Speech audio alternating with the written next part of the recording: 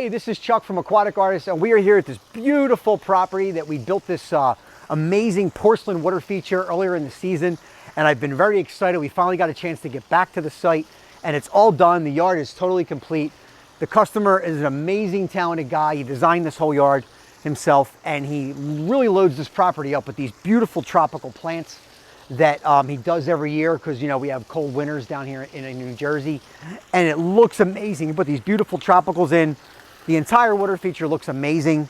It came out beautiful. The customer picked this porcelain tile that he wanted to use, and we designed this beautiful two-tiered water feature with the planting spaces kind of cut out at the top, and it really does make it pop. The greenery on the feature makes it look amazing, and the porcelain work really ties in with this beautiful sort of Miami Beach, South Beach vibe that this yard has. It really came together nice.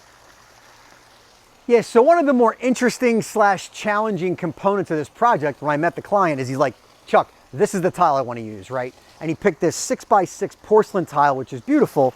But as you can see, the tile has a pattern in it, right? So you think, oh yeah, it's just tile, and you put it on a thing and you build it and it's no big deal. But it was really tricky, right? It was really complex because the tile can't be cut because the tile has its own pattern, right? So when we built this water feature, we had to build it so that it was only going to use full tiles in every way. The height, the width, the corners, the depth, right? So we had to tile that stuff together. So we built this structure, this aluminum frame, which also had a cement board on it and then a tile on it. Everything had to work out where everything was perfectly lined up, right? So the height, the width, the corners, which are 8 corners, heights, depth, everything had to lay out perfect. So it was really tricky, took a lot of kind of thinking to get it together, but it turned out great and the customer's happy.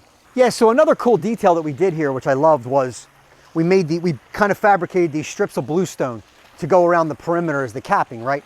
And left the center open, right, to kind of create these planting spaces. And I was like, oh yeah, that'll be cool, you know what I mean? Have some planting spaces. But man, like when I look at this all done and the way that the client planted it with all these beautiful tropicals, really makes it. It really looks super cool. So, you know, it'll be a detail that we include on some of our formal water features going forward is the planting space.